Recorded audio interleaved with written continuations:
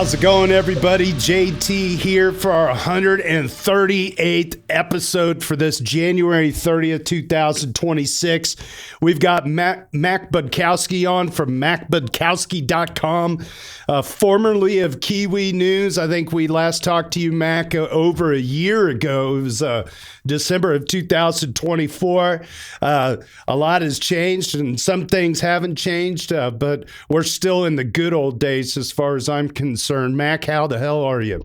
Yeah, great to be here again, and good to see you, and feel your energy of a professional radio host. It's been a while. I thought I didn't know it was like December 2024, so it's been over a year already. Well, and you blink your eyes. Do you have children? Because if you do, you're going to be like me and sending your fourth one off to college next year and be an empty nester. And I swear to God, I just blinked my eyes and 18 years just went poof.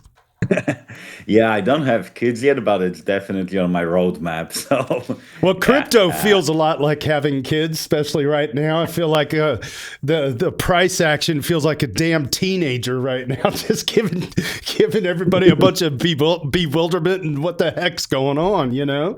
Wow. Yeah. I actually saw I don't know if you saw this chart that's compare like NASDAQ, and S&P 500 and Bitcoin.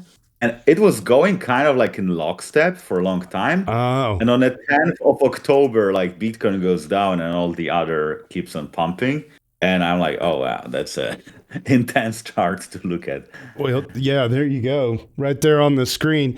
Bitcoin, Ethereum, everything else is down today, 5-10%, whatever. What is it? Almost 20% on a 7-day. And the NASDAQ today is down 0.75%. So yeah, we got some business to catch back up on. That's crazy. So Mac, you were formerly of Kiwi News. So that was the last topic of conversation when you were here. You've since moved on, but for listeners that may be listening to this for the first time, can you give us a little synopsis of your life in the crypto world, and maybe even a little bit previous to that? Yeah, sure. I've been around for a few years now, and I used to run this podcast as well that was focused on founders. So the idea was like reverse engineer how they build their products, how they get the users. It was called Web3 Talks. I started in 2021, and it was fairly popular back then, because back then it was like most podcasts were like, oh, which coin should you buy? Or they're like very non-oriented when it comes to builders, and it filled that gap. But after 2 years, I started working on Kiwi, and Kiwi has been this Ethereum Hacker News like app where people can submit different links, upvote them, comment on them. And I was like a co-founder with Team Dop, and spent 2 years building that. It's been a ride. And after 2 years, it was like me and Team, we had like different visions where to move it forward. And I felt like, since Team was a technical mastermind behind it, and he was kind of like, he started working on this before me, I felt like, I should be the one that kind of like diverges, like moves on. But yeah, like we are still friends. Like we went for dinner at DevCon like half a year ago when I was in Berlin. So that's fine. But since then, wow, man, it's been intense. So when I left Kiwi, I felt like, okay, I make a 2-week break and I start something new. But like after 2 weeks, I felt like, okay, I got off the treadmill. And I was on this treadmill for like 8 years, because before Kiwi, I used to run a different company. So for 8 years, I was running companies, and I was so tired. I was like, oh my God, I can't just do anything. Right. Like, I'm right. So I went windsurfing with my brother. I went hiking. I was doing some trips. I even visited my friend in Kenya. I went for his wedding, because he's like European, but he was marrying a girl from Kenya. So we attended this very traditional wedding, which was like super fun and like totally different experience than what I'd seen before. And well, tell us a little bit about that. Yeah. I can I have this friend, like he works at the UN in Kenya. Okay. And met a girl there. He fell in love, and he was like, okay, let's let's marry, and like it's like a very traditional process of the wedding. Like she's like a very modernized woman. Like she went to like American college and so Sure. on. But the family wanted to keep it traditional, and she was also fine with that. So there's like this negotiation where you have to negotiate like for how much you will kind of like buy your wife. It's basically like a dowry that you pay. Right? So but the dowry is also very traditional. So okay, you can pay money, but you also have to buy like cows, goats, Right. rye, all this stuff. So it was like a lot of fun for us because it was like a totally different culture that we saw. And then the whole wedding was beautiful. There's been like hundreds of people. I don't know, maybe 300s of people, maybe more. And there were like these kids dancing the traditional dances of Kenya. Like, yeah, like So we had a lot of fun. you had a nice break from everything because it was so different than anything you'd ever seen before. That's a cool experience. Yeah. I mean, when you were down there, I guess on the African front of crypto, is it M-Pesa or was there any? Did you see any of the activity? Is it M-Pesa that's now on Ethereum? I always get this right or wrong. Let me look. So this M-Pesa, I don't think it is on blockchain. Just like because this is like owned by there's this biggest telecom company in Kenya called Safaricom, as far as I remember, and they own or operate this M-Pesa. And the funny thing about this M-Pesa is like you can like it's like a mix between cash and digital words. So you can go to this shop and give them cash and they can charge your M-Pesa. So it's kind of like a, reverse ATM, or you can just like put money on your digital bank account, but you don't go to a bank. You can go to like many places. Sometimes it's just like a shop where you can just buy, telecom card and you can do it. And like, it's pretty smooth. Like and like everyone uses it. Like I was surprised. I don't know how much adoption they have, but it looks like 90%. Yeah, it's pretty busy. So this was according to ETH Profit on X. I'm streaming this window. It says breaking. M-Pesa just made its move onto Ethereum. 60 million plus users. Africa's PayPal, Zelle, Cash App, Venmo combined is now building on Ethereum. So, oh my God, that's big news. Yeah. So dump it. Sure. Yeah. I mean, you look at alternative stablecoins just being adopted across the world right now, right? And anything other than USD, and it's up like hundreds of percentage this year, right? Mm-hmm. Or over the last year, not just in 2026. We're clearly seeing not just dollar flight to gold and dollar flight out of the US to alternative stock markets. We're seeing the rise of alternative stablecoins like euros, EURC, for example, is up a lot.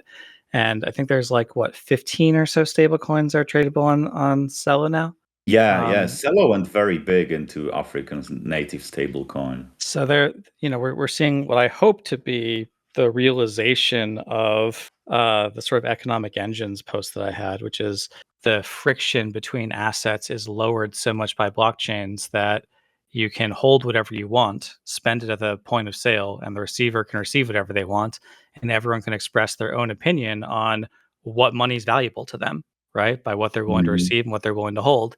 And you don't have to deal with the sort of intermediary currencies except for like paying taxes, right? Except for in transit, basically. Mac, we'll pivot from the Kenyan wedding and M-Pesa and stable coins, unless you had some you wanted to respond to Logri on. Sorry. No. I just wanted to, I didn't know that they are building on Ethereum now, so that's like extremely bullish news. And this is where I can just put a comma and like we can go on. Right on. And so fast forward to today. You got your respite in Kenya. You traveled a bit, got your head clear. You've been a founder and a builder and a mover and a shaker for all these years and just needed something to focus on yourself and focus on what is next in your world. And so you're invited back to the podcast because now you've got a little guide, as the way I understand. It's called the No BS Crypto GTM Guide. What is this?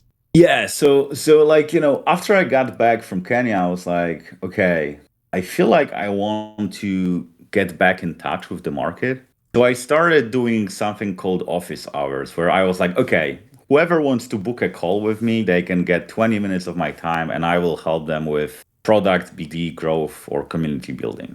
And I just made this post, I sent this like cal.com link, everyone can book it. And I got a lot of interest, and like it was ranging from, some first time app builder from Africa that was trying to figure out how to design their first product, two guys that were, this VC funded multi-million-dollar startup founders that were trying to solve these complex BD problems. And I was like, okay, so people definitely have a wide range of problems, but most of them were related to growth. And a lot of people had this very simple thinking about growth. They were like, oh, if you want to grow, you need to get viral on Twitter, or you need to do BD there, or you need to do KOLs. It was just like, it felt like, if you have a hammer, everything looks like a nail, kind of. So like a lot of people had this just like one idea how they can grow their product. And at the same time, I was thinking, well, I want to reflect on what happened at Kiwi, like what we did well, what we didn't do well. So I started writing because I felt like that's the good way to, get your thoughts out of your head and just put them somewhere. Then I was like, okay, so I can write about Kiwi, or I can write broadly about growth, because apparently like other founders also have these challenges. So I just stitched that together and also added my podcasting experience, where I spoke with many founders and I explicitly asked them like, hey, how did you get your first users?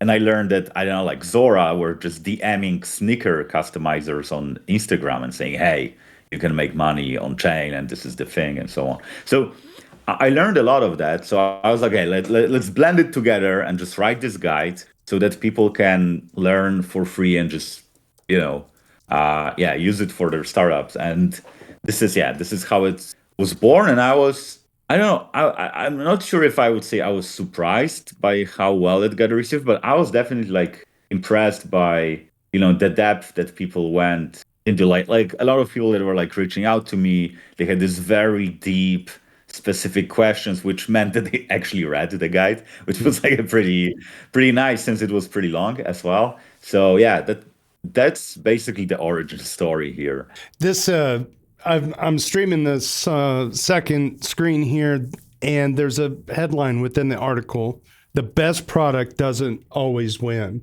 and I immediately relate to that.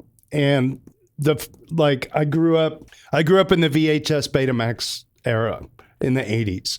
In fact, my dad, small time, this is before there was any such thing as a video store dedicated to renting VHS tapes. I know I'm dating myself, but this is very, very relevant, because the industry was looking at what's the fastest we can get things to market. And it ended up being the VHS, even though Betamax was the superior looking result. So my grandfather spent $1,200 on a Betamax machine. I don't even think he had 5 titles for it. Oh, God. But it was the idea that you could have at will content in your home. It's almost hard to believe that in today's age that it was a very cool thing. Even if you watch the same movie, the fact that you could just hit play whenever you wanted to. Now there were film strips and stuff, but that was way, way subpar to VHS and Betamax. But the VHS was still far worse than Laserdisc, right? And it beat Laserdisc, and Laserdisc went off. And there was all kinds of other attempts at digital tapes, and nothing could freaking shake the VHS. It was just demonstrably easier to produce and move to market. And, I hope I'm using all the jargon correctly, but that's case in point to your headline: the best product doesn't always win. How does this relate with the work that you're doing in the current realm of things? Yeah. So, I mean, do you what's your favorite chocolate bar, JT? Well, I'm a pretty big fan of Lindt, LINDT, which I believe is like Swiss maybe, or German. Yeah. That's like a premium chocolate bar. But that shit's good. I buy one every now and then just because like it's pretty damn good. Yeah, and like, this is your favorite one, but like you probably have tried how many chocolate bars in your life? All 50, of them. 100 maybe. All of them. And to your point, I'll still reach for, standard, Hershey's or whatever when it's on sale, or just, and I know. Yeah. There's on this point, before you go on, there's an awesome podcast about the founding of the Mars Candy Company. It's an amazing podcast. If I think about it, I'll put it in the comments. It's like 4 or 5 hours long, but they talk about how the Mars brothers or the Mars family was buying all of their chocolate through Hershey's. And yes, like all of their chocolate through Hershey's was a wholesale distributor of chocolate for candy makers. They really, and they prided themselves on the 5-cent Hershey bar, which lasted far longer at a loss almost compared to other products. But anyway, not to derail the conversation. So what Hershey's did though, was they figured out how to make chocolate stable for transportation at a time when refrigeration didn't exist to the degree that you could move fine chocolate without the risk of melting. So Hershey stabilized chocolate. And that was their secret sauce. They figured out how to stabilize it. Because chocolate apparently is actually a really hard process to do. So like Hershey's and Lindt here would be an examples of companies that had like really good product. Like with Hershey's, it was actually product innovation, if you think about it. But like there are like so many chocolate bars that are very popular, but they're not that good if you really compare them with other ones. Correct. And because, but people buy them because they are, you go to the cash machine, you just want to pay and you see, oh, there's a nice chocolate bar, I'll take it. Yeah, they paid for the saturation. Yeah. So this is the power of distribution. And in a physical world, it's kind of obvious that if your product is not in a shop, customer will not buy it, because like, how can they buy it? Like, it's just not there. Like no one will take a car and ride 100 kilometers to another town to buy a chocolate bar, right? Like it's just like, it needs to be there.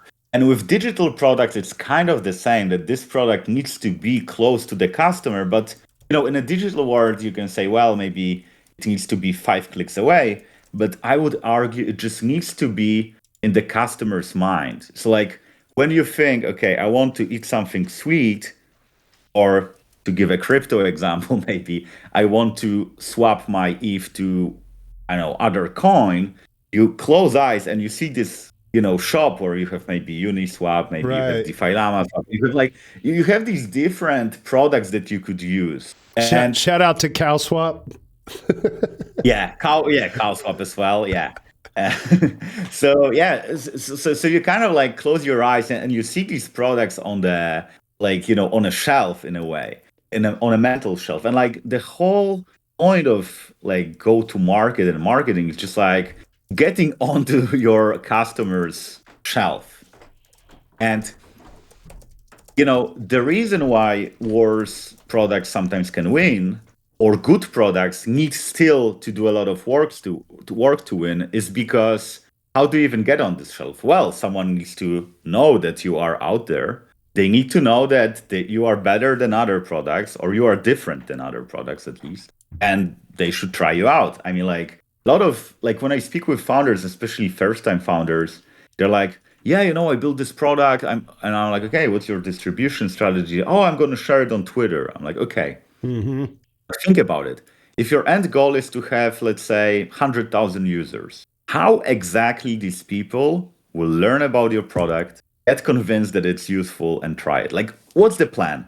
They're like, oh no, they will just learn it. I'm like, okay, but like, how exactly is going to happen? Because it's like a lot of this magical thinking that people will just discover it. And I think that's because we saw some of these like super viral stories like Facebook or, Flappy Bird, where products just get like super viral very fast. But even Flappy Bird actually got launched and it was super quiet for 7 months. No one, actually the founder wanted to, close the shop and don't run it again. until I think it was his like niece or something like that. I think nephew shared it on Reddit and said like, oh, my uncle built this app, like, can you buy it? And then PewDiePie learned about it and he created a YouTube video and then it went viral and so on.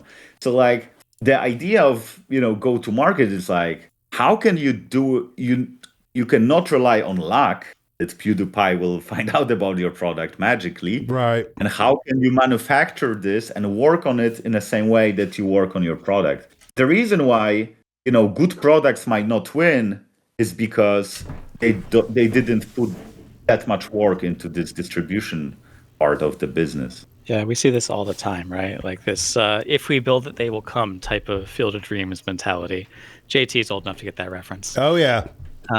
And we see it in Founderland all the time, how this kind of fails, especially when you're looking at teams from like a VC perspective, and you see our field is dominated by philosopher engineers, and they're trying to build the tool for the right reasons and save the world and address this pain point, whatever. And there is rarely, if ever, someone devoted to user onboarding or marketing or sales or whatever on the founding board. Maybe they have an advisor or someone with that role, right? But there's no even expectation that, I don't know, like Aura or Balancer or even Curve, right? Like they don't have a marketing person on staff. That's just not part of their team. So what is their go-to-market strategy? Well, they kind of wing it, and it works out sometimes, and sometimes it doesn't. There's a lot of these even things that once upon a time had product market fit, they're just shuttering. Like Imprimax just announced they're closing today from 2021. Yeah, I mean, and like sometimes even these great products that we say, oh, they just won because they were very good, they also had some, growth strategy, even if it wasn't written down. I mean, like I spoke with Mark Zeller from Aave, and he was like, and I asked him, hey, how have you actually grown it like back in the days? And he was like, yeah, like what we figured out was that we really, like, I really believed personally in Chainlink. And we were like, okay, this is actually a legit product. So we needed Oracle. So we were like, okay, let's integrate Chainlink. And back in the day, it wasn't that obvious to use them. And once they integrated Chainlink, all these Link Marines that were like super vocal everywhere, right? They were like, oh, Aave is great because they use Chainlink. So they had this, they kind of like partnered with their community to spread the word about Aave because they wanted to do it because they were like, oh, it's a proof that Chainlink works because Aave is using that. And like with Uniswap, if you look at Hayden Adams' story, it's like a year before he launched Uniswap, he started talking about it. He spoke with Vitalik, he spoke at ETH conferences from, New York to Hong Kong. Like he was like, flying around the world, speaking with people, developing the product, but at the same time speaking with people and kind of like building this awareness. Building relationships. Yes, exactly. So when he launched, it was already well-known product. And of course, back then, Ethereum was way smaller, so it was way easier to break through the noise. And today it's way harder, which means that today you should put way more effort than you had before. Like you cannot copy strategy of a product for 2018 because they were playing on a different playing field, right? Like today it's way different. So you have to put way more effort than they did. There was a funny quote from one of the fellow moderators. We were talking in the back channel, and I don't even remember what the discussion was about, but the comment hit so home. It was like, he said, whether it was 2015 or 2025, Ethereum is still just 300 people.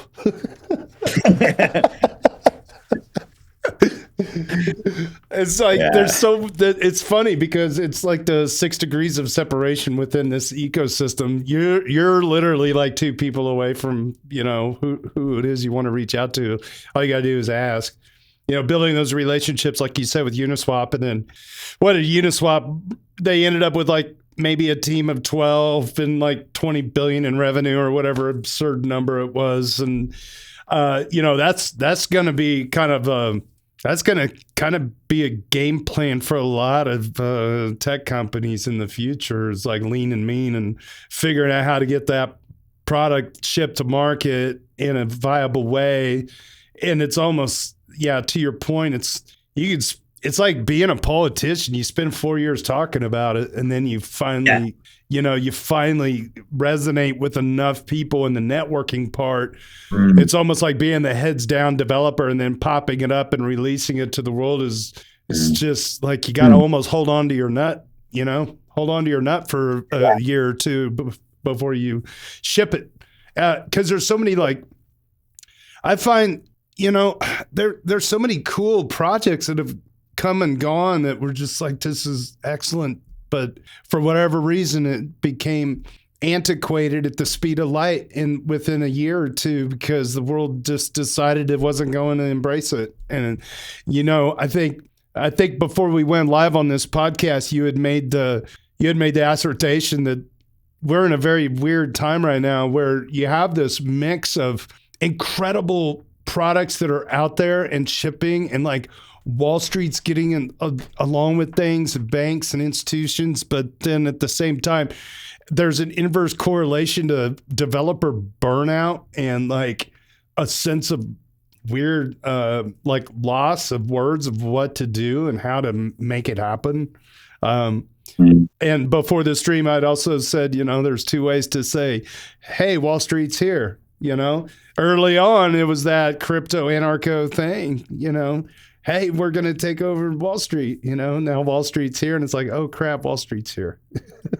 They're going to figure out their angle on stuff that may not resonate. It really feels like we had like a 4-year head start where like no one but, our ecosystem was like, there wasn't a Fidelity launching a Fidelity DeFi app, right? Right. Yeah. Maybe just because of regulatory things holding it back. And we had 4 years to figure out how to, build a brick and mortar office somewhere and reach retail. And the only answer we had was apes and meme coins and airdrops, all of which are either now reviled or confusing and weren't likely to hit that mass adoption. And now, Fidelity's going to come in with all their customers and just dominate that sector, right? They could just launch a fully integrated DeFi stack, copy some open source smart contracts and say, yeah, we don't need to use Uniswap. We can just use the Fidelity copy of Uniswap or whatever, right? Or something very similar. And then they get to keep all the profits, right? Well, we'll see whether, BlackRock in the end of the day is going to be interested in just launching a token and being an issuer of that token, like an RWA, or whether they are interested in being not just an asset manager, but also running some of the rails, right? You see things like, Tempo, for example. Great. So they launched a stablecoin, but now they're interested in running the L1 and the rails and all the infrastructure, right? To basically promote the adoption of their stablecoin so they can keep all the treasury income that's backing it, right? Yeah.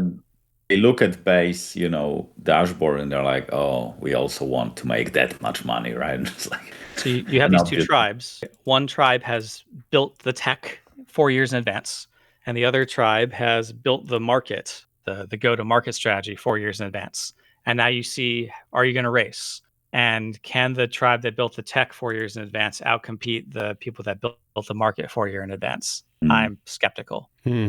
Yeah, so I am kind of like torn because I see a lot of potential, of course, if you already have a market like Fidelity and Stripe and so on. But on the other hand, like if we look historically, most of the times when new tech came, it was not the companies from the previous era that dominated. It was typically new companies. There were a few exceptions, like, Apple was great at PCs, and then they started mobile with, iPod and iPhone. Or Microsoft is basically like the most resilient motherfucker on earth. Like they're just like, you cannot kill this company. Like 50 years at the top. Like that's like most of the time we saw that there are new companies. And like even in the world of AI, when everyone was saying, oh, Microsoft and Google have the best edge, Anthropic is actually right now, at least in my opinion, like number one AI company. Maybe in half a year it's going to end because Google will figure out how to integrate AI for the user base. But I think it's all about the question, is crypto a backend technology? So then, these big players have an advantage because user doesn't see it anyway. Or is it a front-end technology as well? So is user going to see that they use crypto actually? Are they going to be aware that it's kind of like a different type of assets? Or is it just going to be used by these big players to, exchange money between them so it's cheaper I think than... that Fidelity wants to fight a meme war, reputation war with their end users, right? Fidelity wants to improve their margins. Fidelity wants to increase their profit, their bottom line. And if they can do that by earning more yield on the customer deposits, then they can do that. And they don't have to have a conversation with the customer over how this backend thing works. They can just say, here's a new ticker for a type of stable account or ETF or whatever we're going to offer. And behind the scenes of that, we're going to go and make some yield. And if you really ask them, of course, they'll say, yeah, we're using some DeFi things like Aave in order to make that yield. But most customers won't ask. They'll just take the savings account with 0.5% more yield. And if Fidelity can skim 2% more off of that and call it profit, they are happy to do that, to convert those users. They'll tell their sales force to all the financial advisors they have will happily push that on the customers. And they'll do training in order to tell them how to push that and answer those questions. But Fidelity's goal is not to onboard users to crypto or make them comfortable with Web3 or build them a wallet or something, right? It's to get the money in their hands where they can make more money off it. It's to offer the financial 100%. services, right? So I don't.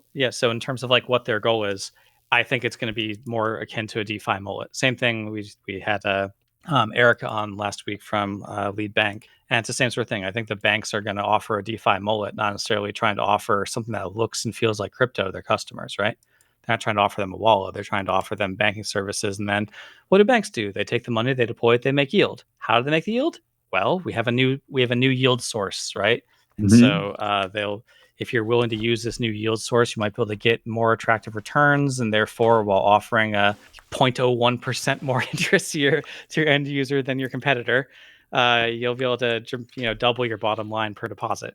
So that's just where I think it's going, is that the banks and the TradFi institutions are going to figure out how to skim more off the end users using DeFi, while avoiding any mention of cryptocurrency as hard as they possibly can. Yeah, I agree with this take. On the other hand, I think because all these institutions, first, they move way slower than, crypto native, like basically startups move. And the second thing, they need to skim more because they have way bigger costs. Yeah. As, traditional financial institutions. Like, I don't know how many people work at Aave, but I don't know, maybe 100, I don't know, 150, something like that. And they move around so much money. If you had a bank like that, you would have, even neobank, like you would have to spend way more. And I think if Fidelity gives you 2% and 2% goes to their pocket, and Aave gives you 4% and 0.1% goes to their pocket or whatever, at least some customers will move to Aave. But I think like my mom wouldn't move to some new app because she can get better yield because she doesn't understand what's going on there. But like, I think at least a new generation of people, like younger people, or maybe not even younger, but I would say internet native people that are used to, researching everything and so on. I think they might actually use that. But I agree with the point that like incentive for Fidelity is obvious. And I think, like we would need to work out the way to just get some piece of that pie.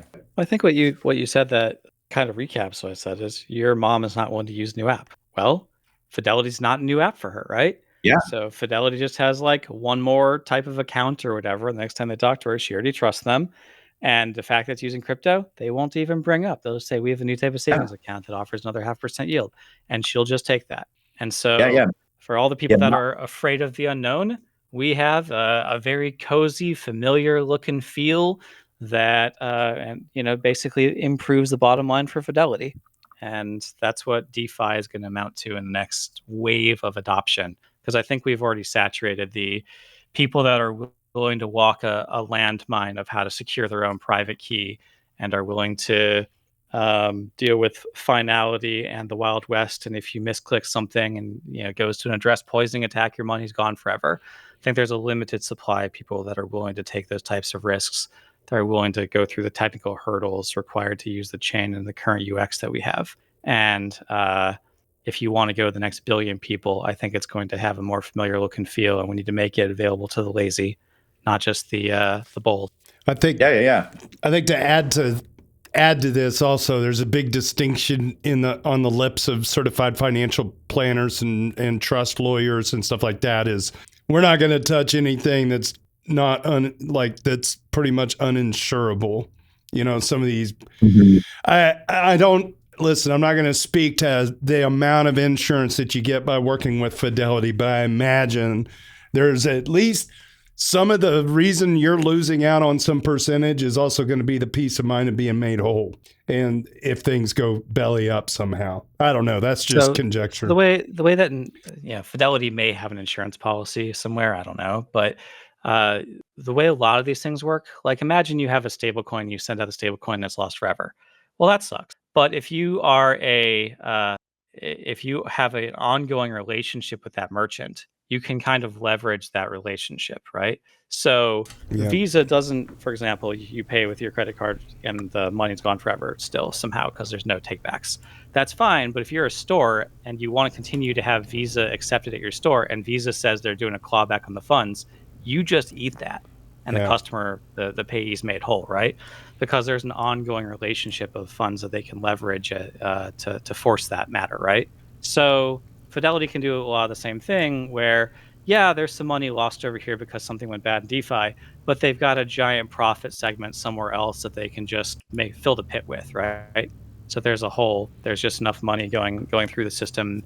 Risk is diversified through so many different financial instruments and so much yield that they're probably going to be fine on any initial loss and they'll learn from it. I mean, that even happened on a smaller scale in crypto when there was this Bybit hack, they lost at what, like $1.5 billion? Billion, yeah. And like that's enough to build Burj Khalifa, by the way.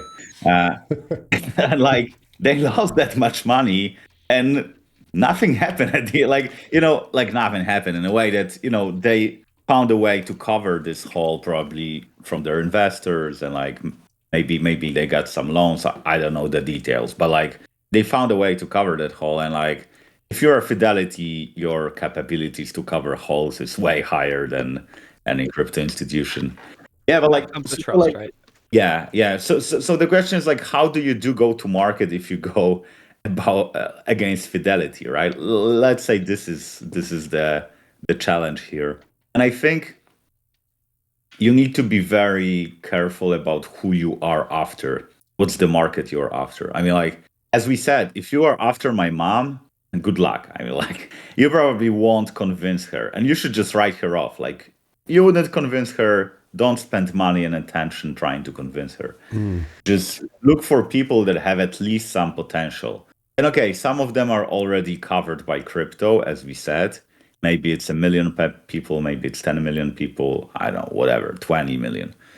But how many young people are there in the world? Like young people who haven't been formatted by any financial institution yet, or maybe they use Venmo or Revolut or Monzo, whatever, this neobank. And then like then you're like, okay, if I'm in this game, then I'm okay. How do I fight against Revolut and Venmo and Robinhood and like all these apps that are kind of in that segment? And then it's a different problem to have. Let's say you are after that and you're like, hey, I need to go against these people. So these people are way harder opponents than banks, I think, because they move way faster. They are really good products. I mean, like really, really good products with very solid yield, very good UX. It's like, so then so what you can do, you can be okay. Maybe there's a way to find a segment inside this market of these young people who are internet native. And maybe the segment is people who are financially literate enough to understand that having 4% instead of 3% is better and that you should actually put some work into finding these opportunities. And then you're like, okay, maybe some of them know crypto already. Maybe some of them heard about crypto. Like most of my friends heard about crypto, but I would say less than 5% ever tried them. Yeah. Ever tried anything. I mean, like even the most basic stuff. So there's still a lot of people that are familiar with crypto. Maybe they think it's a scam. Maybe some of them don't think it's a scam. And like, So if you target these people, it's already millions of tens of millions, maybe hundreds of millions of people around the world. Let's say this is the segment that you go after, then you're like, okay, what's the best geography? Maybe it's US, maybe it's just New York to start with, or maybe it's, I don't know, Kenya, I don't know, or maybe Australia, or maybe Hong Kong. There are like so many geographies that you can focus on that could be very high potential. And like you kind of have to look at these lakes that have a lot of fish, but not that many fishermen that are like, like to give this metaphor. And if you're good at fishing, you know how to spot these parts. And like if you are good at bringing a product to market, you also need to put in the work and do your research and like check these markets. And like, I had this friend who had like an app. He was Polish and he started an app. It was just like a social media monitoring tool. So you could, let's say you run a brand, I don't know, let's say like Nike, and you want to see what people are talking about Nike online. And it analyzes your sentiment and so on. It's a really cool app. But he started with Polish market and he spent like 3 years here or something like that. And then he expanded to the US.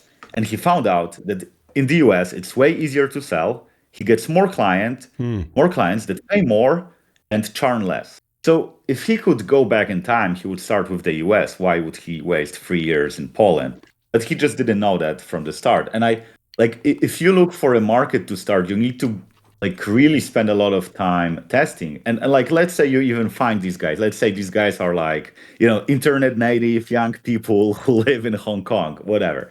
Okay, then the question is, how do you reach them? Do you use WeChat or you use YouTube? I don't know even if YouTube is available, but let's say it is. Or maybe use Reddit, or maybe use email, or maybe use TikTok, or, there are like so many channels that you can use to reach these people. And some channels will work and some won't, and you will waste money.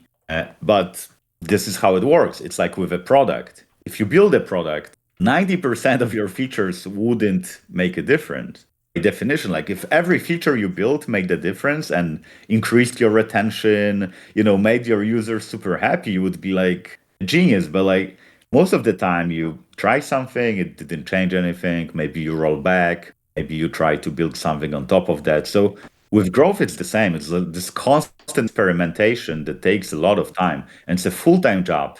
And that's the reason why, in a classic way, you have one founder that builds and the other that sells, because it is a full-time job. It's not like an afterthought that you can do in, 10 minutes every morning. Like that's a lot of work to do. So, yeah. I've just as kind of trying to find the right lake to fish in, your analogy there. There's a country with a lot of fishermen, Japan, and my cousin's husband is an artist in the Kansas City area, and trying to find a product market fit. Shout out madtoydesign.com. He does dolls, like all these cool dolls, and he's even partnered with Minecraft. And he actually he did the cover for the Michael Jackson 25th anniversary album of Bad, the album Bad. But anyway, he's huge in Japan. He goes to the toy shows in Japan and sets up shop there, and he does very well. So yeah, shout out to Jeremy Model from Mad Toy. Trying to find that product market fit is not always in your backyard, And it's like, yeah, you got to find that audience. Like, as we were riffing on earlier, is sometimes you just got to talk about it and build the relationships before you put things on the shelf. Because, just because it's a good cookie doesn't mean you're going to get the distribution out of the box. You got to build the story. It's like, especially American audiences, man, they need to be fed all of the lore. They can't just eat the damn chocolate and enjoy it for itself. They need to know that the cow's udders were fucking massaged by some masseuse or something. Like it's insane. I'm sorry to use the F word, Mom. But anyway, but it's so true. People are just they're kind of finicky. And like we were also saying earlier, getting your mom to try something on chain, like, my mom has a little bit of ETH because I told her to, but does she care about opening a wallet or anything like that? To that extent? When do the normies really bite those ETFs and the mom and pop shops? Because as far as I can tell, it's a bunch of institutions sloshing around. I don't hear hardly anybody in the real world. It's crypto.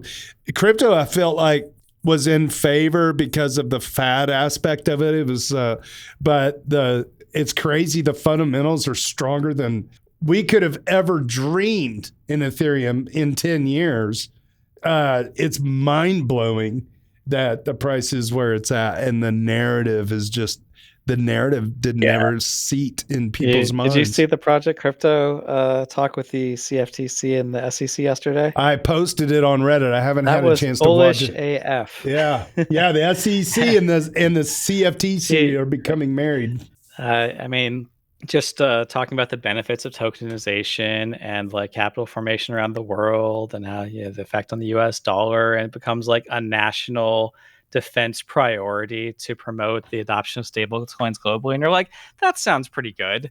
Meanwhile, ETH price, well, let's just go down and down. Well, it's like, okay. It's like Max said, everything, those institutions move slow. They're I don't know. I think it's more okay. So Fidelity, they want to put a bunch of stable coins, FIDD token, right, into DeFi and make a bunch of yield on that, and also make a bunch of yield in the treasuries. Great for them. Do they have to buy ETH? I mean, sure, it's secured. It's got all this economic value. Cool. We'll take the security that comes with that, but I don't feel that they need to justify their investors to go and purchase like $1 billion of ETH to participate in that, right? Yeah. So. And if you look at the amount of transactions that we would need to justify like a 5% Ethereum burn, right? What does the gas price need to be at? How many blobs do we need to be selling, et cetera? How much data is that going? Does that support? With all the sort of block space compression we have, it is more than the Visa network, right? We would have to like completely win, like the payment space and a lot more. Payment space, the entire stock market, and everything else to kind of get to those numbers. And it's like, we are really getting adoption. And every bullish catalyst I could say, like I wanted interest rates to lower. Cool, we got that. I wanted, I wanted national reserves for crypto. Cool, we got that. I wanted tokenization. We clearly have tokenized securities ramping up. I wanted the adoption of stablecoins. Clearly we have that, right? And now more and more international currencies as well. And the effect on price is not what I had hoped.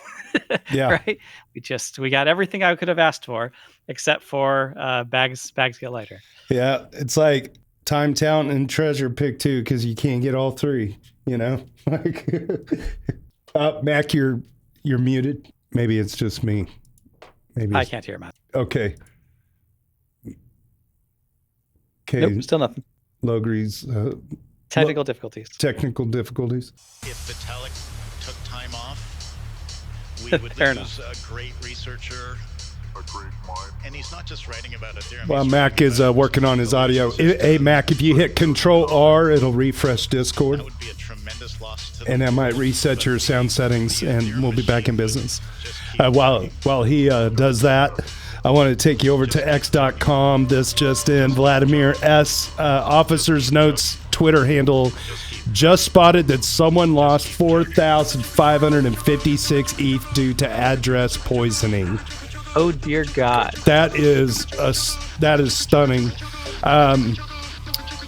Do you people not use DNS? I don't know. It's crazy. That's sad, man. Oh, Mac, I'm going to move you on stage here. Maybe that's the problem.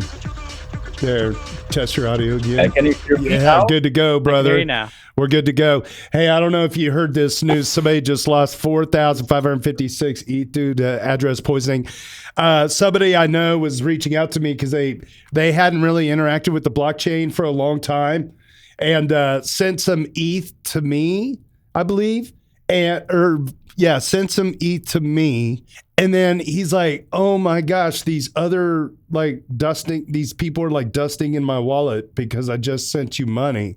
Yeah. I go, yeah. What do you notice about those addresses? Because what they're trying to do, and for those of you in the audience that don't know what address poisoning is, they're basically hoping The next time you do a transaction and you're intending to send it to somebody you know, that they're hoping that you're just going to go to your history in your wallet and grab the address that looks like close to what you had. I have a couple solutions to this. All right. So Vitalik just posted a thing that said he's got like 15,000 ETH he wants to use to fund security stuff, right? Okay. Here are two things.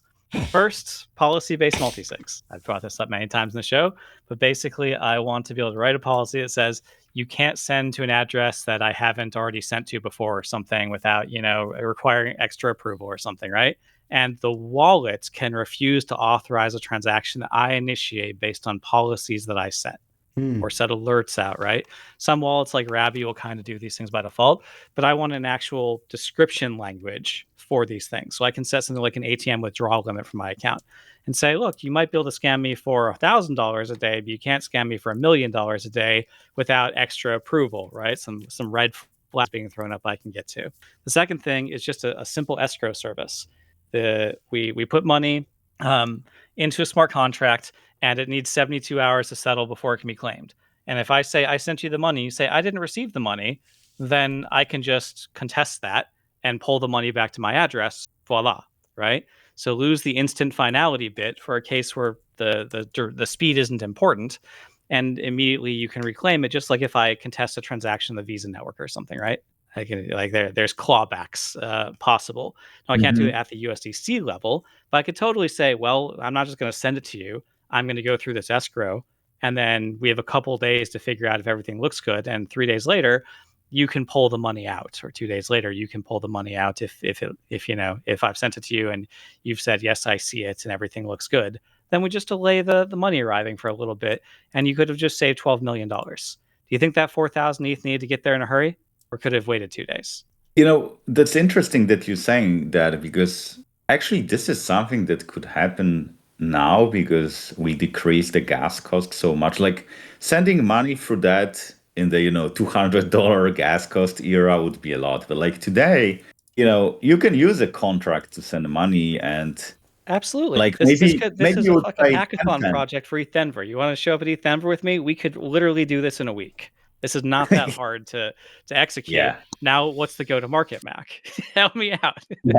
Yeah. Like that's something that you can integrate in a lot of places. But exchanges should integrate this. Like when I withdraw from an exchange, if that's not a whitelisted address, like if that's not something that I had my 72-hour whitelist on, it should go to this escrow by default, right? Like they should just integrate at the exchange level. Yeah. For that matter, I should be able to... Why can't I have my Rabby wallet connect to the Coinbase website? Like, why is there not a wallet integration in the slightest? I have to blindly send to a 0x address? That's ridiculous. Like 8 years later, we don't have the basic ability to connect a wallet and sign a transaction in my wallet before I withdraw to my wallet from the exchange? Come on, guys. That's and point. I mean, like, even a simple thing as address books, right? It's like, I just use address book in my MetaMask. I never send... Like, unless it's like an external address, of course, but like, then I just add it to an address book and then I send the money. Or like, if I use Safe, it's the same. Like ENS, as you said, Logris, it's just like, well, why don't you use ENS? I mean, like, $12 million and you can't spend $15 on ENS. What the heck? Shout out to Grid Plus, not a sponsor, but the Lattice one allows you to do address labels that show up on the screen of the Lattice. So if you don't see what you expect to see, it's built into it, into a hardware wallet. Also, shout out to Rabby. Rabby's got the white the address book you're talking about. But I just think like there's so many obvious features that at a technical level, this is not a big lift. This escrow service I'm describing is a very simple implementation. It's just basically a time lock on money with a receiver on every ERC20 send. So it's an ERC20 send. You send it to the escrow contract, and it's got a note over who's allowed to withdraw it, how much time later. And then just you and I have a personal conversation over Signal. Hey, I sent you the 1500. Can you confirm? Ta-da. If you went to an address poisoning attack, you'd say, no, I don't see that. And then I'd contest the transaction and be able to pull the money back a couple of days later, right? So there's so many cases where we need atomic things because you're doing like flash loans or something. Yeah. I'm not suggesting I want every dollar send to go through a system like that. There's plenty of times where 2-day delay is like well justified for me to receive 7,000 because I'm invoicing someone and whatever, if they pay me next week, I don't care, right? So like between that and as I said, a policy-based multi-sig, we should have a standard language for what those policies are, right? Yeah. So these are extensible, and that wallets across the board can use the same policy definition language and implement this sort of authorization scheme at an industry-wide level. We should have like an EIP or an ERC for this, basically. Mac, we're getting to the top of the hour here. I wanted to see if there's anything else. I feel like we need to have you back a third time and just keep the conversation going because it flows so easy. I can see why a lot of teams are reaching out to you for your time. Is there anything else you'd like to let the folks know about? Yeah, so actually, like right now, I was thinking like, what should I do next? And right now, I'm building one app where I just want to take all this go-to-market strategy and just do this app by the book. So like follow all these rules and like make it, very well defined and just like textbook launch and everything. It's good. The app is in a waitlist right now. It's called Cryptosaurus. I think I got it. It's related to dinosaurs in a way, like the branding at least. And very ETHZilla. Yeah. So something like I tried to use Zilla, but I was like, well, maybe from a legal point of view, like I don't know if I'm ready to fight with Japanese lawyers, the Godzilla guy. So I was like, okay, I just did like Cryptosaurus, and like it's Cryptosaurus.app. Right now you can just join the waitlist, and it's like very focused on Farcaster right now because I want to be like start on a very small segment, get viral there, and then like expand, further. And I'm going to document that. Like I already started documenting that. I wrote this small post on Farcaster about the pre-launch, like how it went, how many signups I got and so on. And yeah, if you are into growth and you want to kind of like see this building in public and like also maybe use an app if you find it interesting, then yeah, you're more than welcome to have a look. All right. So I'm on the wait list on the Cryptosaurus coming soon, and I'm casting that dinosaur out on Farcaster right now. Yeah, thank you. Yeah. Well, excellent. Hey, you don't have to go anywhere. We're going to go into our second part of our show. For anyone that wants to follow along, MacBudkowski.com is where you can find him. He's got the Cryptosaurus app. It's launching on Farcaster. You can get on the wait list. Or better yet, just give Mac a call if you're a team or an individual builder that just needs somebody to talk to for 20 minutes. You can schedule some time with him. And he's got all kinds of experience in the space. And, he probably at this point could function as a therapist, a crypto therapist, if you will. That's pretty easy to bring to market these actually, days. funnily, I like graduated from psychology. Hey. So maybe I actually can. Called it. Well, you're very good with words, and you're a great listener and a great friend of the show. And we really appreciate you taking time to hang out with us today.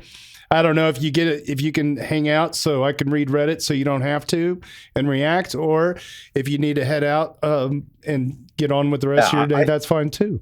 I can stay at least for 10 more minutes. I really like you reading Reddit part because it's like, pretty fun. Oh, that's sweet of you. Well, and if you get a nice rest out of it, that's also important. I'm just, it's kind of incredible. This whole Doots podcast is really born out of the love of our ETH finance community. Now we're on our Ethereum, as you know, and I just feel like there's so many good quality people there, as you know, and we got a team of people that kind of put together this show, and I just get to be the lipstick on the pig. So with that, let's move into the second part of our show. This is the Doots podcast. The weekly Doots live stream is all about showcasing the best of the week from the daily general discussion on our Ethereum. It's a read-along reaction series. If you want to follow along, head on over to dailydoots.eth, produced by Hani Abu. Let's go right into this. The morning roundup. Epic Trader OG chimes in Ethereum. User Disciple of Vitalik. That's a new one. I haven't seen that name yet. I love that name. $2,720 on that dismal price. Frank the Tank chimes in with the ratio of 0.033. Apologies if you're listening. I got a bit of a cold right now, but I'm going to power through it. All right. Weekly haiku courtesy of JS Tears, also co-founder of ETHCC in Paris. Smarter engagements coordinate the agents through AI payments. How does he do it? He does a haiku every single day. JS Tears, thank you so much. Don't forget, always subscribe to Ethereal News.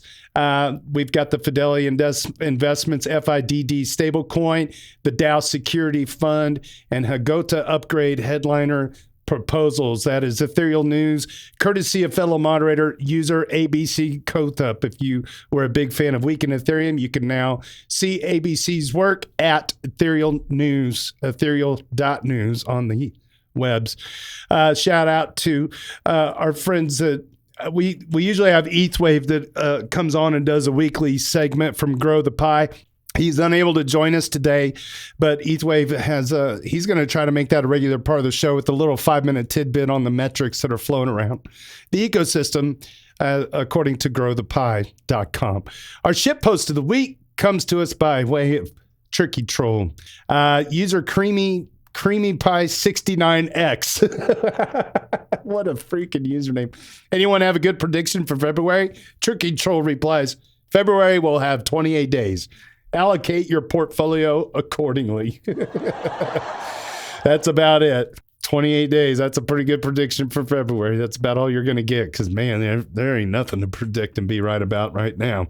Alexis Kef, Alexis KEF, I always get his name screwed up, reports on the use of AI agents to detect smart contract exploits. Alex is a Duder 86. The headline, AI agents find 4.6 million in blockchain smart contract exploits. This is a copy paste. Researchers from MATS and Anthropic Fellows pitted AI agents from models like Claude Opus 4.5, Claude Sonnet, and GPT-5 in a simulation against real smart contract exploits that occurred between 2020 and 2025. Can I just stop here for a second?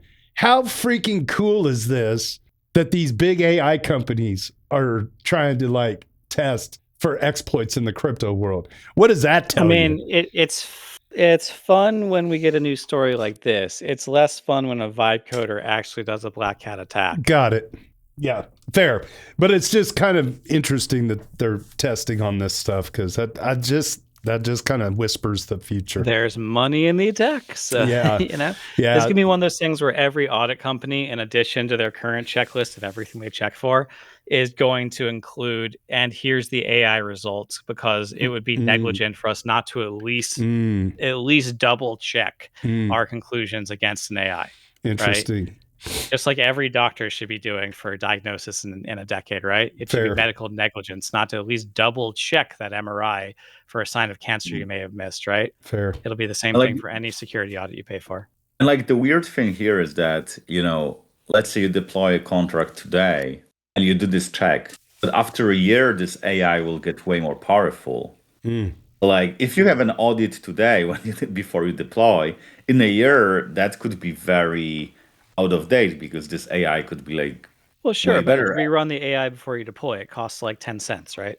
So yeah, but then you have to upgrade the contract, right? If you find something. So if you find something, then good. You found something. You should be deploying. Go ahead. I'd rather you upgrade the contract and deploy something that's bad, right? You'd rather know before you launch. That's the easiest time to not deploy it. Very good. Yeah. I just think we're gonna see more frequent contract updates because of AI capabilities that are growing very fast. Very fast. Yeah, it's not just smart contracts. I think it's going to be true for Linux, and it's going to be true for any secure system. We're just going to see a velocity of code that accelerates. So things like Heartbleed will be detected in 6 months rather than 20 years. And is that good or bad?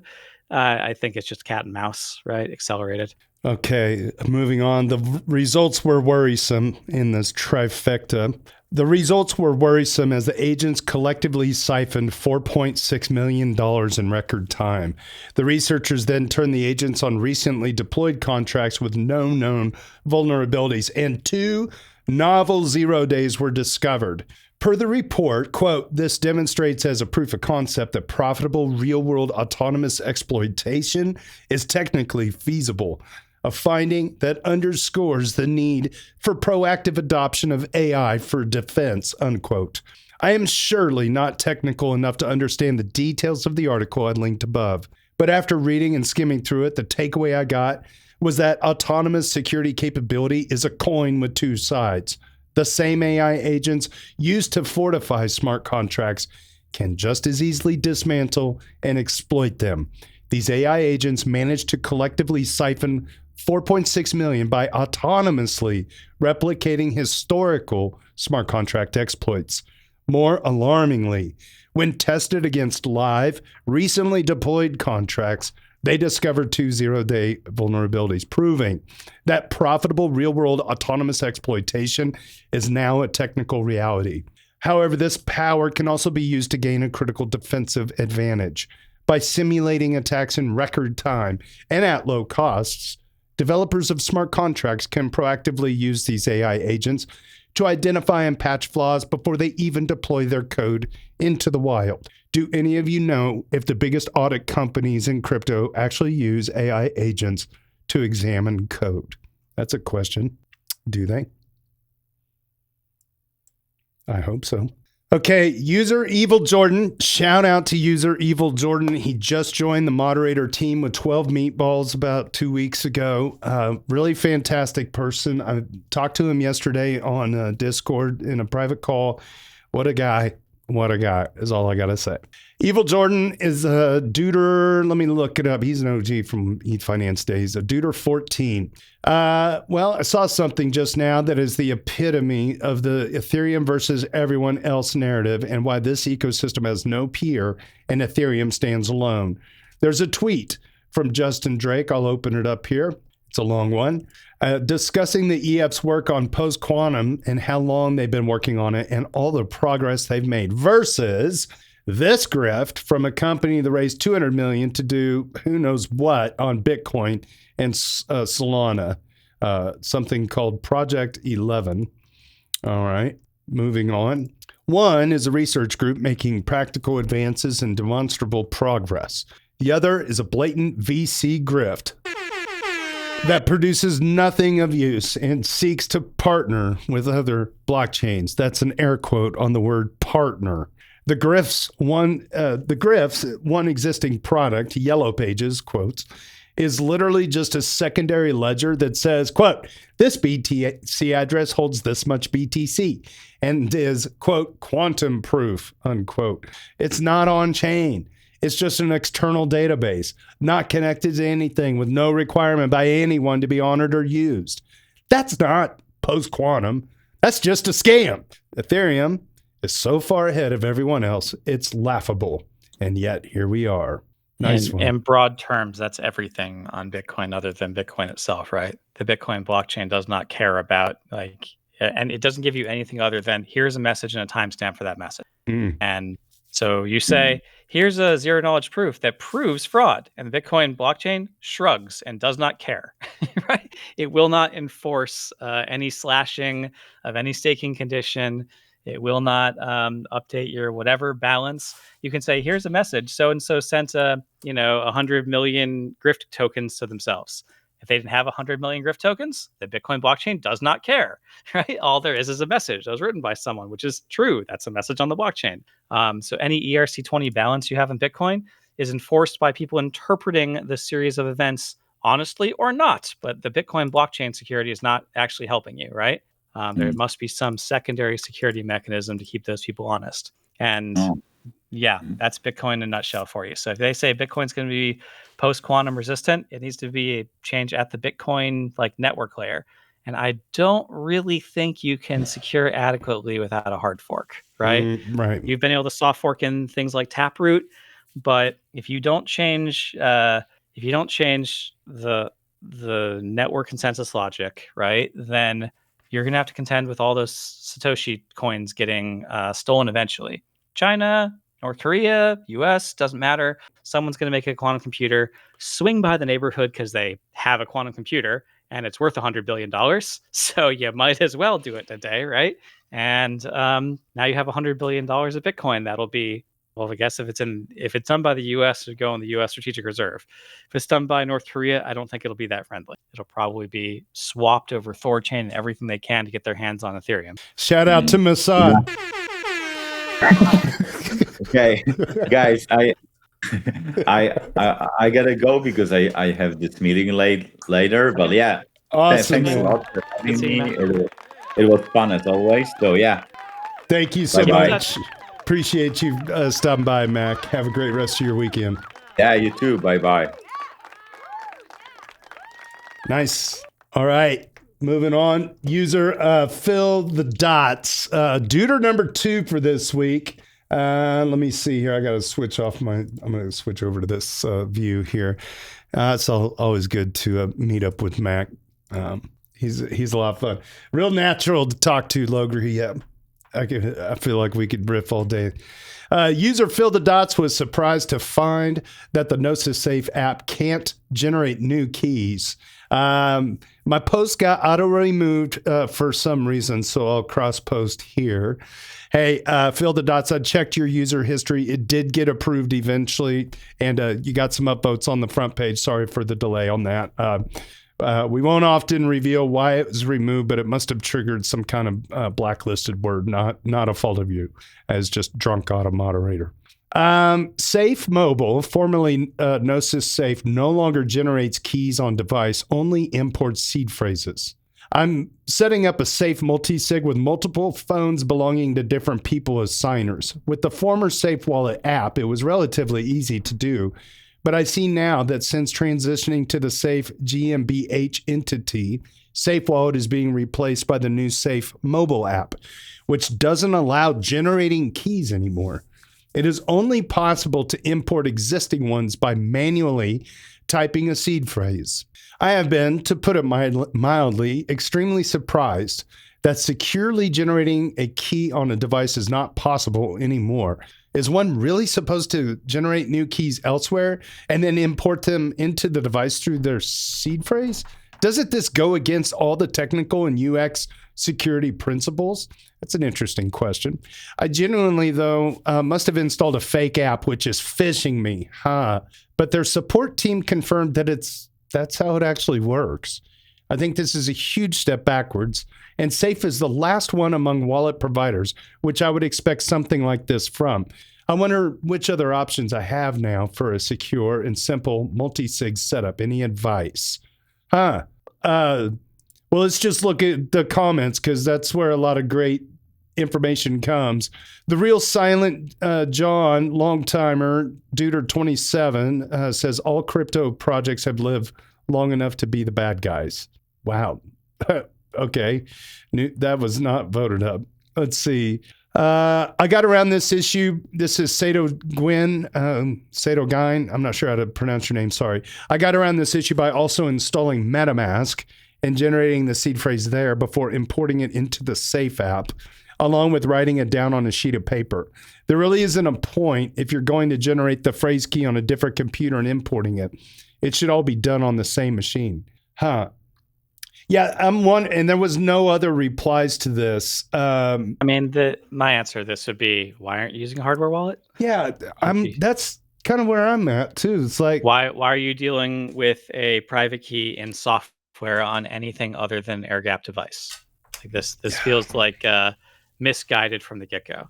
It's a small amount of money and you just don't care, then why is it important? And maybe it's if it's because a large amount of money and you do care, then why do you not have a hardware wallet? Well, it's maybe the team is needing to be mobile for some reason and sign transactions from a company perspective. But to your point, it shouldn't be a whole lot of money and just do it, just figure it out, because whether the phone makes the... Let me ask you, Logri, and this would be a good question for Midnight on Mars, Justin LaRue, CEO of Grid Plus.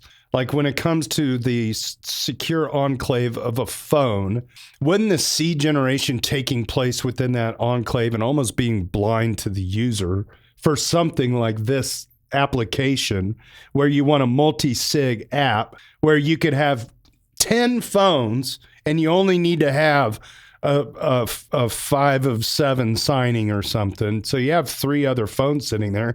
It just don't even have seed phrases at all. It just do the secure enclave approach and you're done.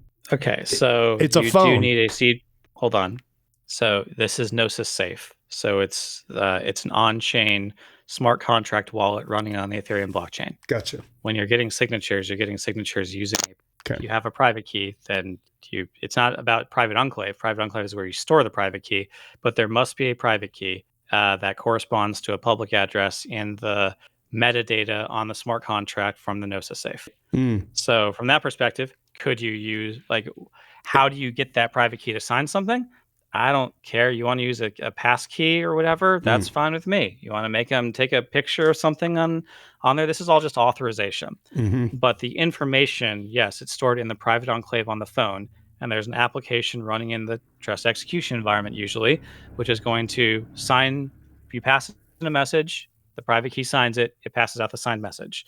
There should not be any way of extracting the private key, but you can only guarantee that if you trust the application running on the phone, right? Yeah. So I was using the wrong nomenclature, whatever the word is. Secure enclave is not where seed phrase generation takes place. So it's entirely possible to do multi-party computation approaches to sign something without even using the chain, but that's not how a Gnosis multi-sig safe works. Gotcha. As a smart contract wallet, right? Gotcha. As opposed to I'm going to distribute the key in something like a Shamir scheme where we can sign a message entirely off chain, which corresponds to a address which is on chain. But then there isn't a smart contract wallet. That sounds like an EOA on chain. It's just, it doesn't know that the key is fragmented off chain. That's just not how Gnosis Safe works. Gnosis Safe is a smart contract wallet on chain. Gotcha. All right. Thank you. One of my favorite usernames ever, Dr. Lambo McMoontard, just started home staking with Dapnode, and user Harog gives some advice around what clients to run.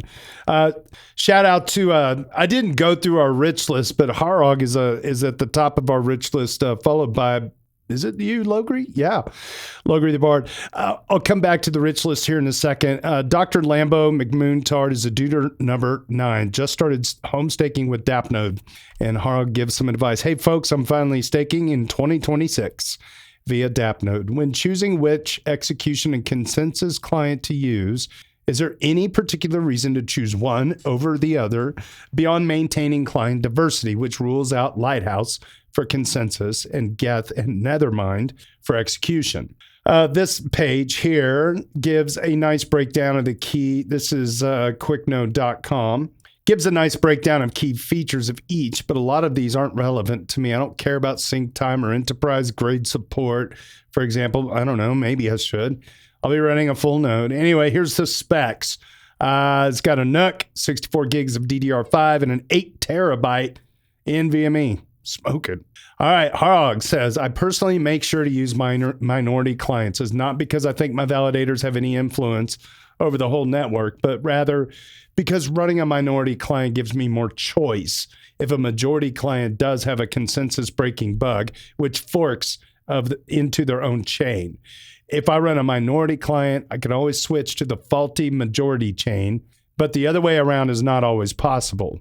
It also depends a bit on how you want to use your node. If you need a reliable RPC node as well for running a rollup node or dApps, then Geth is very often the first choice. If you mostly use it as a validator and only connect your wallets to it, then Nethermind and Geth and Besu are similar. I personally would go with Besu because it is a minority client. Reth and Aragon are great for archive nodes, but are overall slightly slower than the other 3, which is especially true for Aragon. Aragon also has the minimal node settings, which uses just 400 gigabytes or so on your disk. Other clients, Nethermind and Besu, have started to have this feature, though. But to be fair, your 8 terabyte disk is more than enough for all the clients in their full node configuration.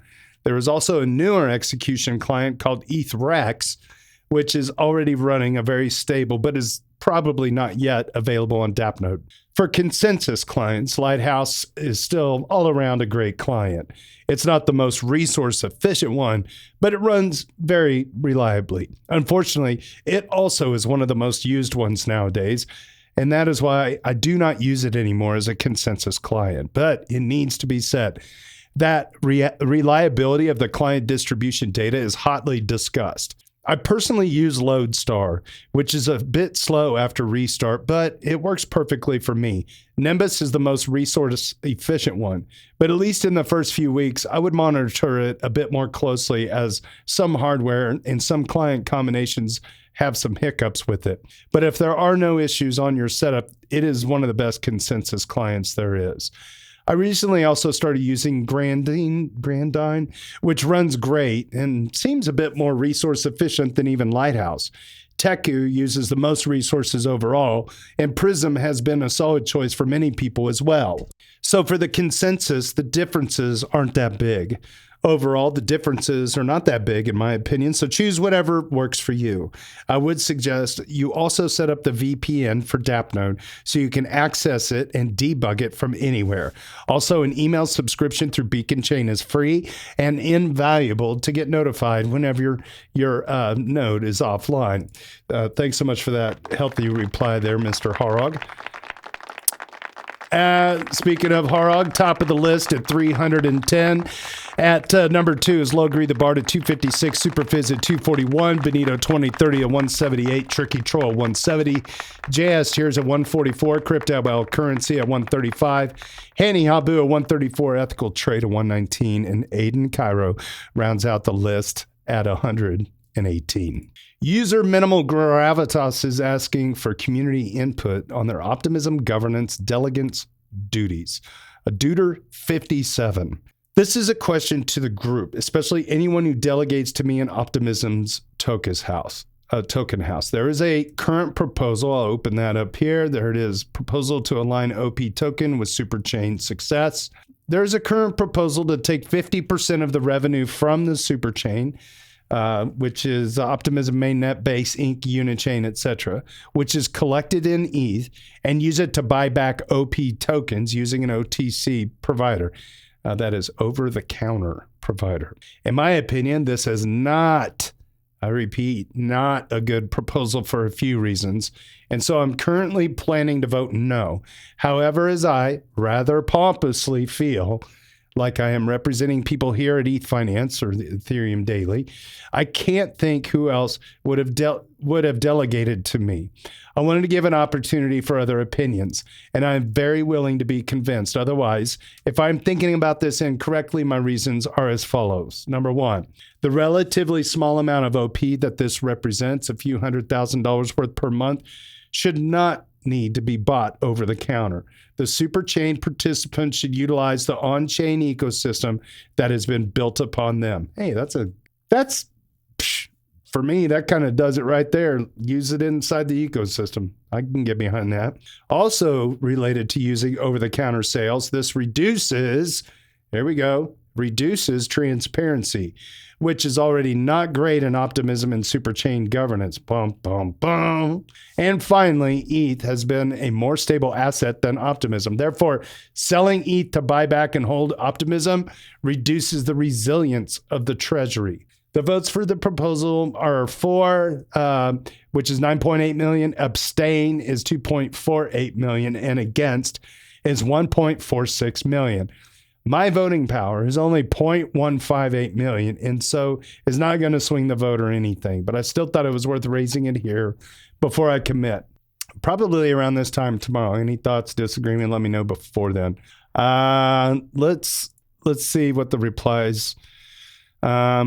Shifley, Duder 13, I have no opinion one way or another, but as a delegate, I wanted to say thank you for your transparency and being a delegate. Logri says, generally when I'm doing tokenomics consulting, what I say is buybacks are fair and that they benefit everyone equally, but targeted dividends can incentivize specific behaviors. And if you set set those up well, you could create more growth per spin.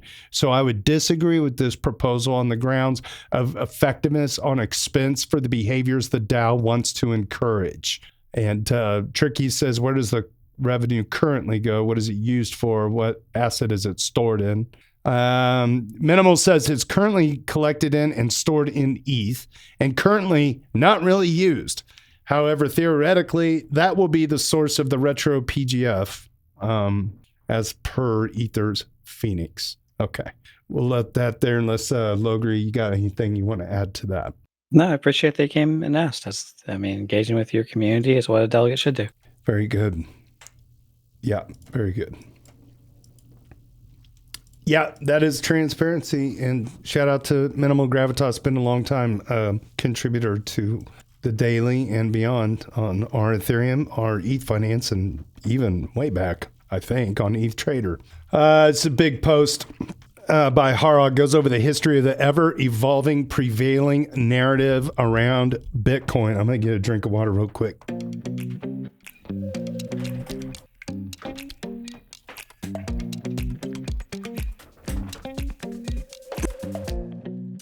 Well, I guess it tells you that for many marginal buyers and sellers, cryptos are largely speculative assets. It does not mean that this is true for all holders of Bitcoin and Ether, though. The dominant narrative for the various crypto assets has been changed so often, it is hard to keep track. More specifically for Bitcoin, the narrative changed at least 10 times or so. Each one of the narratives did not work out, it died out, and it got replaced by a different one. So many people have been wondering themselves, what now? Every time a Bitcoin narrative did not pan out. The narratives came and went and left some imprints in the history, but they never really fully survived for more than a few years. Here are some interesting narratives from the last 15 years in Bitcoin. Here we go. Anonymous darknet cryptocurrency narrative was an important intermediate step, especially for all the dark web places selling drugs and stuff. But nowadays, it's pretty clear that it is hard to remain anonymous on public ledgers. Even worse for Bitcoin is that it seems to be impossible to create a non-centralized privacy protocol on top of it. Bitcoin, the payment network, carried the network for many years, but it died in 2017 when it became clear that scaling is not a goal for the Bitcoin network. A slightly later narrative, here we go, programmable shared database. It never really picked up steam and died out shortly with the advent of smart contract blockchains. Here we go, uncorrelated financial asset narrative came and went without much impact. There was a short deviation towards the reserve currency of crypto narrative for Bitcoin.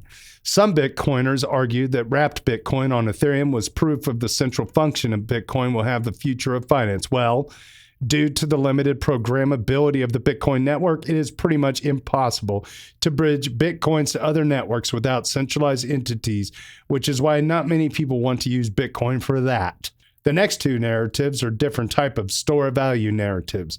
The inflation hedge died in 2022 when as soon as we had a bit of inflation, Bitcoin tanked like there was no tomorrow.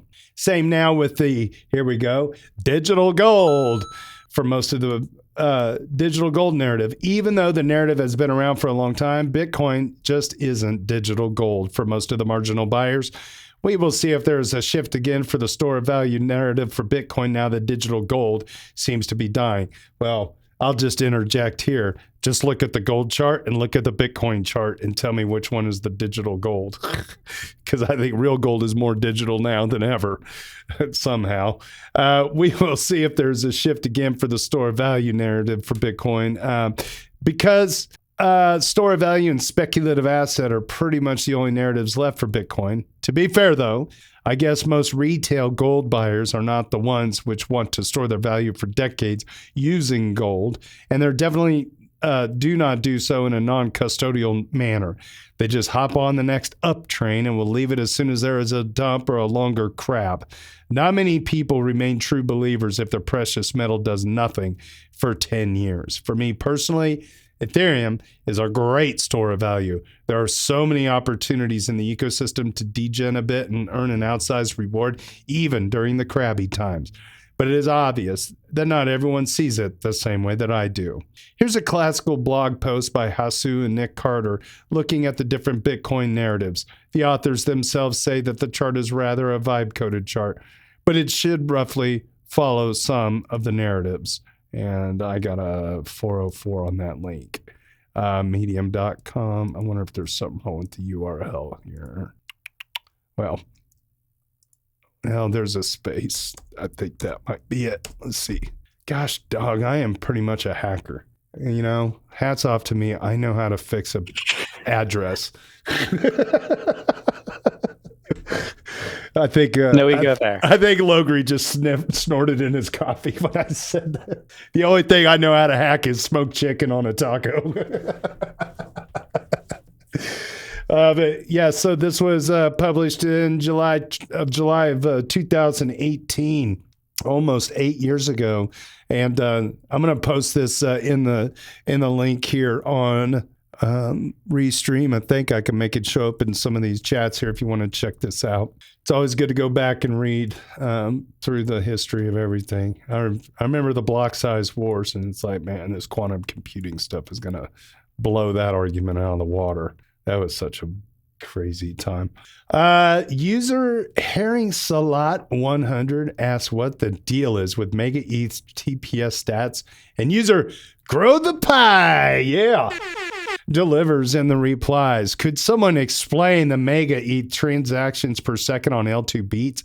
They're grayed out, and for days it says that there's been no activity for some time. However, the TPS is changing on a daily basis. So there are changing TPS, but no activity data for the last day? This doesn't make any sense. If it is real TPS, then it would be an absolute banger. It's sitting at 15,000 TPS. Well, Grow the Pie flies into the scene and says, we at Grow the Pie are also tracking it. Let's just, you know what? We'll just open up L2 beats versus Grow the Pie here and see if we can see the Mega ETH. Yep, there's the Mega ETH. And here's the 30-day max, 21,000. Gosh, that's crazy numbers. 21,000 is a peak on the 27th. Just 3 days ago, Mega ETH was doing, they must have been doing some test work. That's crazy. And the past day, 8.74 thousand. Grow the Pie has their chart. And let's see, applications. Make sure. There it is. Okay, active address, stablecoin, transaction count. Let's open up this pie chart here. There we go. And over 30 days, gosh, insane numbers. Look at these numbers here over here. 27. So, yeah, they were showing the totals for the day. God, it's just insane how many they're doing. Grow the Pie. ETHWave writes from Grow the Pie. As I write this, it's currently sitting at 21,000 TPS. But it's worth noting that Mega ETH is not fully launched yet. It's still in Frontier, and it's allowing devs to onboard with only limited access for the public. Currently, the Mega ETH team are conducting a global stress test, so a lot of these transactions are being automated to test their infrastructure. There you go. One of my favorite usernames of all time, user Haunted Jockstrap 88. The thesis has played out, but considering that, and considering prices, current prices, they are dumbfounded. All right.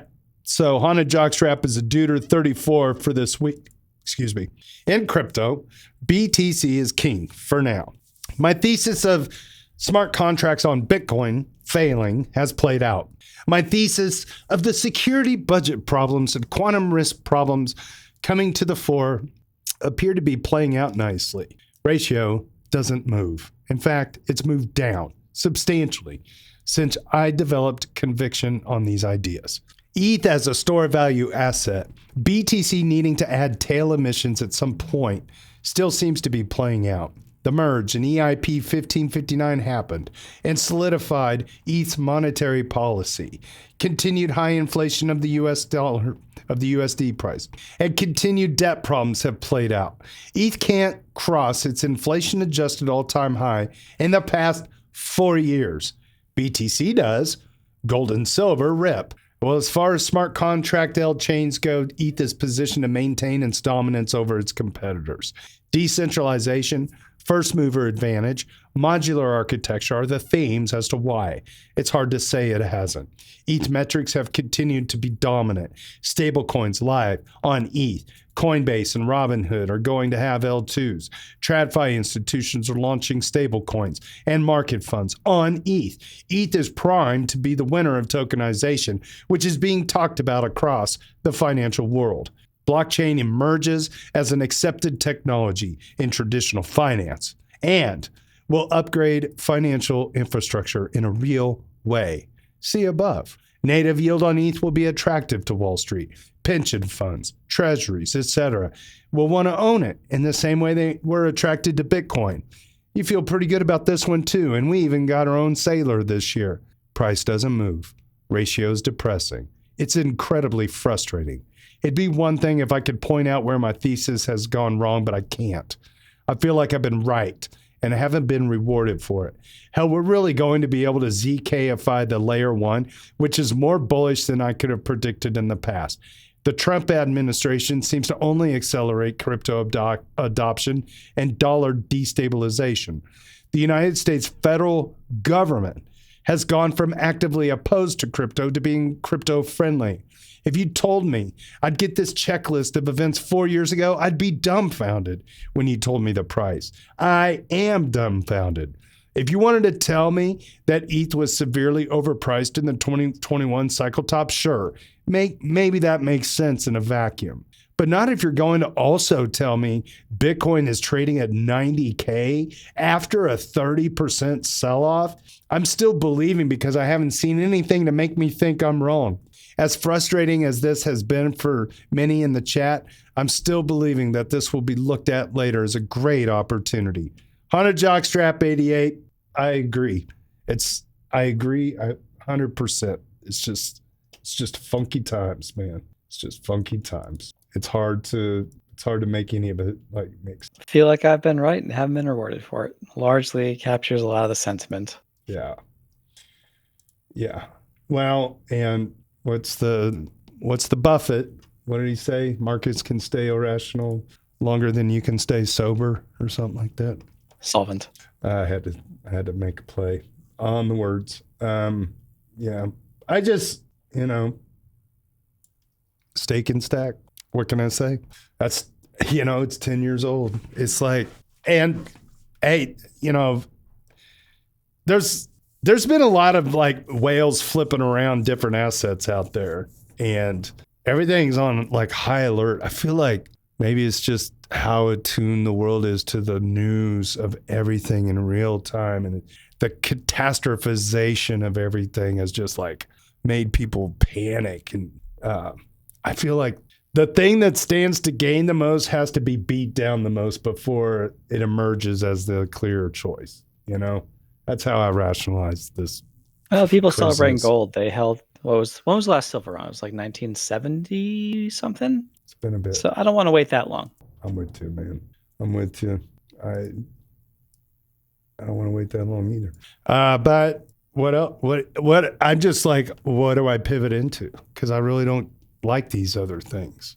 I mean, I don't necessarily want to invest in European Union military stocks, because there's a play for money there. It's like there's a core value problem that I can't align with, stuff like that. All the ABC stocks that are out there too, just, I don't know.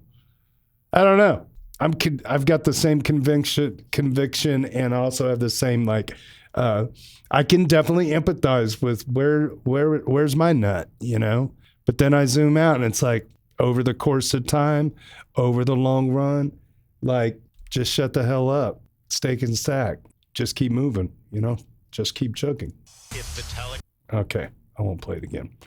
All right. User Rhythm of ETH. User Rhythm of ETH is a Duder 102. That's right. They cracked the century mark. Good news for the Ethereum thesis, ? We got a little thing here from the European Central Bank. European Central Bank paves way for acceptance of DLT-based assets as an eligible Euro system collateral. Let's read what Rhythm of ETH wrote here. The European Central Bank will accept tokenized assets as collateral from March 2026, starting first only with those issued by authorized CSDs, not sure what that is, on their own blockchain networks. But they're exploring expanding this to assets issued natively on any network. This institutionally validates real-world asset tokenization in Europe, one of Ethereum key metrics. If the ECB, that's the European Central Bank, eventually accepts native blockchain assets as collateral, Ethereum is well positioned as the most used network for institutional real-world assets. This doesn't mean anything yet, though. The announcement is blockchain agnostic, and Europe still needs to address either or both points. Point number one, allow Euroclear or Clearstream, it's kind of like DTCC in the US, to bridge to public blockchains and retain the CSD status. And number two, recognize public blockchains as a mean of settlement. It's still unlikely, but this is not a bad direction to be moving towards, I guess. I don't have a lot of hope for European decisions. That's something I would have liked to have. Prior to 2025, they were ahead of the U.S. in blockchain adoption. They were, but boy, how the tables have turned somewhat. And that Max said he's in Berlin. I would love to hear specifically about Germany. I would love to hear about the policy making and things akin to the central banks of Europe about all this stuff, because I think he would have some cool insights. How Chisel, hey, shout out to How Chisel. They made it to the weekly thread. How Chisel is a pretty good YouTuber, guys. This is the second time I'm going to shout him out on the show. He does a review of something called the IM Key. Is the IM Key Pro, made by IM Token. It's not often mentioned alongside some of the other He does a really good job. I reached out to, he always reaches out to ask for permission to post on our Ethereum because he is a crypto YouTuber. But he's one of the good ones. I'll just say that. Anyway, he does this really good interview for the IM Key Pro. If you're interested in hardware wallets and learning about what the IM Key Pro is and does, his video is worth watching. I spent weeks reviewing the device, he writes. A blue chip native hardware wallet from the 2019 era that most people have never heard of. While its security chip is built like a digital bunker and trusted by passport issuers and bank cards alike, it can't be denied that it can be considered previous gen tech, built on closed source firmware and other red flags you'd expect me to tear apart. But he's got one thing that made his eyes go bling. Someone at the Ethereum Foundation told me some years ago that she exclusively uses it. Not Ledger, not Trezor, the IM Key. That's the sort of endorsement that builds trust where it matters most. Does the mobile-first design actually matter? Is Bluetooth worth the security trade-off? Can a $110 wallet from 2019 compete in 2026? I aim to answer these questions in my channel first, full review, and the link is provided. I would love to hear what our Ethereum thinks. I'll put the link to the YouTube video in the chat for you guys. Sorry, I had double posted. Okay. SM3GH34D Duder15 replies, it's a very even-handed review. Great job addressing the perspectives of a wide range of experience. I wonder how challenging it would be to reverse engineer the Bluetooth connectivity so it could be used wirelessly with other wallets. What might be helpful is to cover how much support there is for the IM Token app. I would presume they have a 1559 transaction signing support, for example, but the fact that they don't support Solana makes it sound like they're not investing a lot into improving the IM Token app wallet. Fine for me. I don't give a crap. But it is a pretty major ecosystem to not have support for. Okay, so Hal Chisel rounds out. I think that's it for this week. Shout out to Hal Chisel once again. Thanks for stopping by and sharing your posts on the our Ethereum subreddit. There you have it.